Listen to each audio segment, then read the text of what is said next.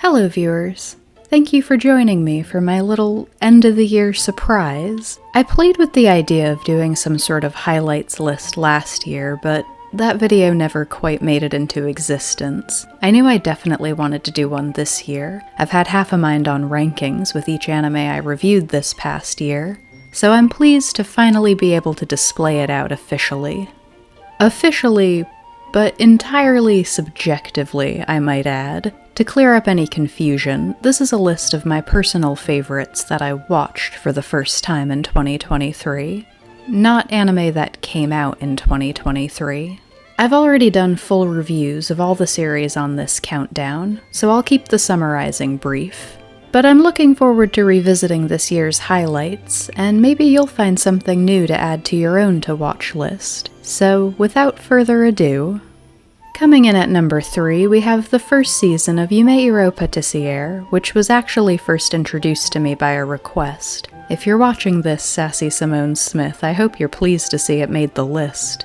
Yumeiro Patissiere is the story of a young girl named Ichigo, who gets into this elite academy for aspiring pastry chefs, searching for her own dream while following in her grandmother's footsteps. During her time there, she discovers there's a magical sweets kingdom housing spirits that study alongside the students. She also befriends the top 3 students in her grade and joins them as one of the teams competing in the year's Cake Grand Prix for a chance to study in France as an official apprentice. As I was looking back through my list for the year, this one kind of took me by surprise. Some series were easy to cross off, but I kept finding reasons to keep this one around. Yumeiro Patissiere is incredibly wholesome and mostly lighthearted, but not so lighthearted that I ever struggled to get invested in the kids' internal or interpersonal conflicts. The characters are always the most important part of any story for me, and all the members of Team Ichigo get their chance to shine. They all come from diverse backgrounds that clearly influence their dreams and personalities. I love to see that kind of depth. And Ichigo herself is the type of protagonist I hope everyone gets to come across at some point.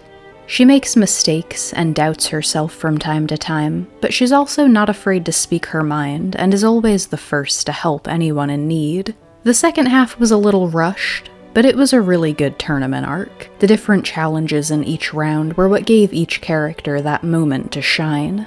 There's a pretty big factor, in my opinion, of an anime that never makes it into my reviews, and that element is staying power. I can never really predict which shows are going to stay on my mind months and even years after I first watched them, but every once in a while, almost a full year later, I find myself reflecting back on this one. I definitely would have rewatched it by now if it wasn't so long. The rest of the list may not reflect this, but I watched a lot more light-hearted, slice-of-life type shows this year than I usually do, and I can't help but wonder if getting so sucked in by this one had something to do with that, if I was maybe subconsciously chasing after that wholesome vibe I loved. There's nothing I love quite like a good friendship story, and this one gets extra points for really not diving into the romance storylines until season 2. Gives it a nice, clean cutoff point. I think I've mentioned everything I loved about it that can be discussed briefly, and I don't think it needs to be said that anything that makes this list has my recommendation, so let's move on. My number 2 spot is The Girl in Twilight, a lesser-known magical girl anime that I picked up on a whim while homesick for a few days over the summer, and once I started it, I couldn't seem to put it down. The Girl in Twilight follows a group of 5 girls who manage to open a portal to another world. While there, they meet an alternate version of Asuka, the bubbly, energetic one at the group's center. But this Asuka's personality is almost unrecognizable from the one they know. She explains that her homeworld is on the verge of destruction, constantly under attack by beings from a realm of nothingness known as the Twilight. Now she travels from one dimension to the next, fighting these creatures so the Twilight won't consume everything. She leaves R5 with a warning to stick to their own world where it's still safe, but they don't listen, of course. As these girls continue to explore other worlds, they step into the lives of the alternate versions of themselves, overcoming their deepest insecurities and unlocking their own magical girl power-ups so they can help fight back. This one may not have been as impressive on a technical level as some of the other shows I watched this year, but its story was solid. It also designates time to explore each of its main characters. Their inner turmoils are usually pretty simple, but in a relatable way. The real magic of this setup is how experiencing these alternate versions of their lives shows them each their own strength, how they have the ability to change their real circumstances if they put their minds to it. The girl in Twilight manages to be empowering without ever feeling cheesy, but I do have to admit, what really made this anime special to me is something I didn't really talk about in my review. For the sake of avoiding spoilers, I won't go too deep into it here either, but I can't leave it out entirely. This missing link between what made this anime just surprisingly good and what moved me enough to make it one of my favorite series I watched this year. The final episode kicks off with this really great twist that I genuinely did not see coming. I could see it being set up, of course, but I was positive I knew what the big reveal would be, and all I can say is I was wrong. It's kind of rare for a series to genuinely surprise me these days, so any show that manages it immediately gets a few extra points in its favor. I thought the story was strong as it was, just the way it explored all the characters and allowed them to grow, but this reveal took a story that was empowering but simple and turned it into a tale about grief and childhood trauma, and specifically how the way a person processes and learns to live with that trauma shapes who they grow up to be. That last episode really blew me away. I was so sad to finish this one and realize there wasn't much of a fandom for it. I've been doing my part to try and widen its audience ever since. Now, it wouldn't be a proper countdown without a few honorable mentions, a couple anime that didn't quite make the list, but deserved a shout out anyway. First is Hiyoko, which was actually this month's review. On account of that, I can't really say how it holds up against the staying power test, but if you watched that review, you might be surprised to see it didn't make the proper list, because I didn't really have anything but praise for it. Hyouka is the tale of 4 friends who come together to revive their school's classic literature club, but ultimately turn into a bunch of junior detectives, solving mysteries throughout the school.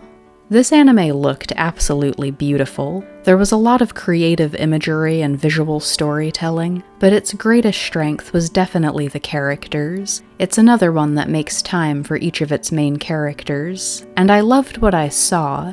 But I do have to say that it feels a bit half-done after these 22 episodes. If it had gotten another season that left each of the character stories somewhere a little more conclusive, there's a good chance it would have kicked something else off this list. Next is 91 Days, a series that had been on my radar for a while, but another one that I only watched for a request. It's the tale of a young man who sneaks into a gang to take revenge on the group that murdered his family when he was a child, a task that's complicated a bit when he befriends the leader's son. 91 Days is a dark, gritty mafia story set in the 1930s in Chicago, and it's the first series that comes to mind when I talk about this countdown being a list of subjective favorites.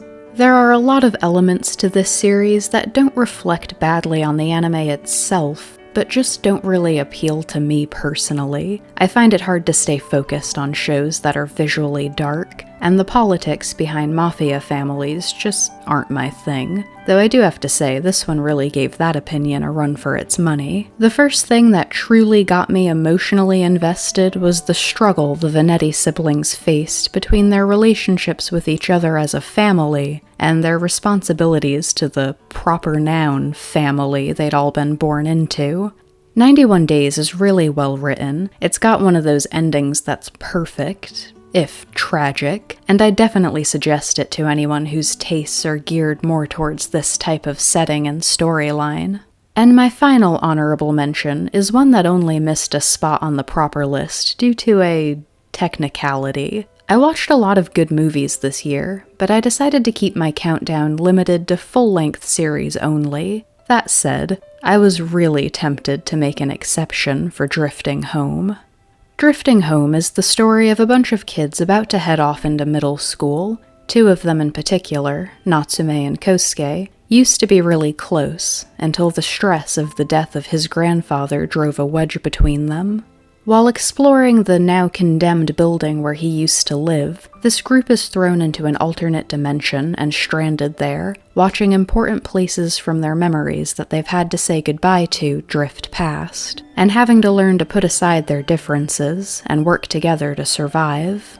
You would be hard-pressed to find a story with more elements I love. It's a tale about love and grief and friendship, about growing up and a group of different personalities coming together to survive an impossible situation. It was just really beautiful all around.